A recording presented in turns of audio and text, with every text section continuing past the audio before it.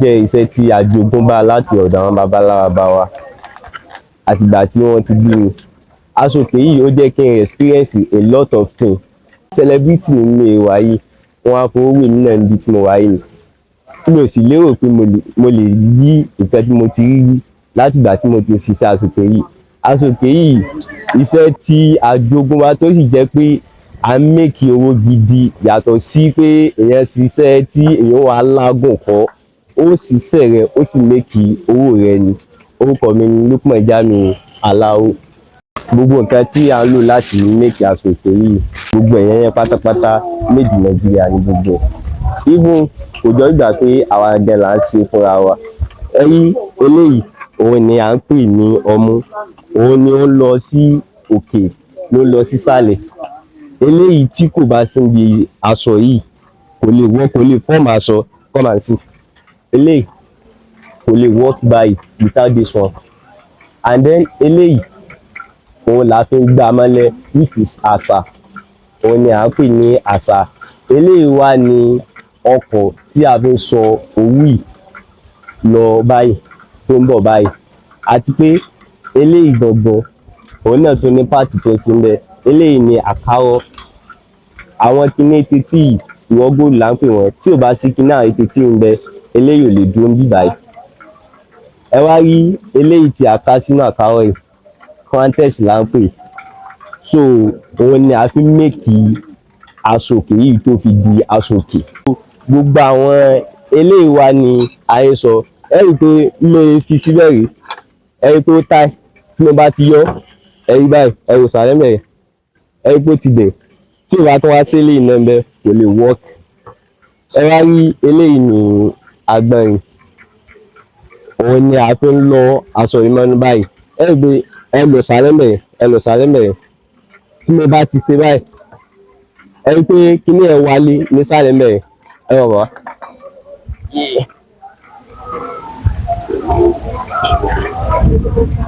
Ẹ rí tí mo bá ti sún, tí mo bá ti yé kíní agbọ̀nrín yẹn, eléyìí ní báyìí òun máa wá díẹ̀. Ẹ rí pé àti ìsàlẹ̀ mẹ́rin ni mo ti ń wọ díẹ̀ tó fi máa wálé díẹ̀ láti wá compete sí ibì kan. Eléyìí òun ni òkùnkùn. Òun ni à ń fi ta aṣọ yìí mọ́lẹ̀. Ẹ rí pé tí ò bá sí eléyìí ń bẹ, a lè rí ta mọ́lẹ̀. Òun là ń lò láti jẹ́ kí aṣọ yìí le. Náà ló jẹ́ ká gbé òkúta yìí le, ló fi le báwọn. So tí a bá ti wá gbé òkúta yìí le tán tó bá ti set, a wá ṣẹ̀ṣẹ̀ lọ inú bẹ̀ wá máa wọ́n díẹ̀. A wá máa yìn títí tí òkú wa máa kàn wá lára ń bẹ̀ yẹn. So ohun yẹn báyìí. Eléyìí ni à ń pè ní awẹ́ ẹyọ kan rí báyìí. Ẹ ti rí báyìí. Òun ni awẹ́ ẹyọ kan báyìí. Ẹ ṣáà ti rí báyìí.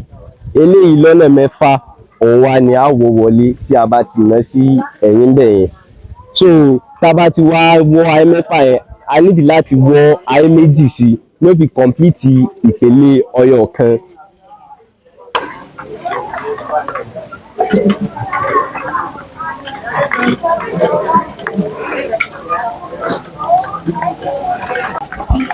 Bẹ́ẹ̀ sì ni kò sì dí ètò ẹ̀kọ́ mi lọ́wọ́ o. Ní ìwà yìí mo ṣẹ̀ parí secondary school ní year yìí náà mo ṣẹ̀ parí, and mo dẹ̀ ti ń planning láti further sí. Bí a ṣe wá wà yìí bí Aso Oke ṣe jẹ́ yìí, tí a bá darí school gbà mí tó bá wù wá a lè ṣiṣẹ́, tí ò bá sì wù wá a lè má ṣiṣẹ́. But wípé ó affect education rẹ̀ kò affect anything in education, not at all.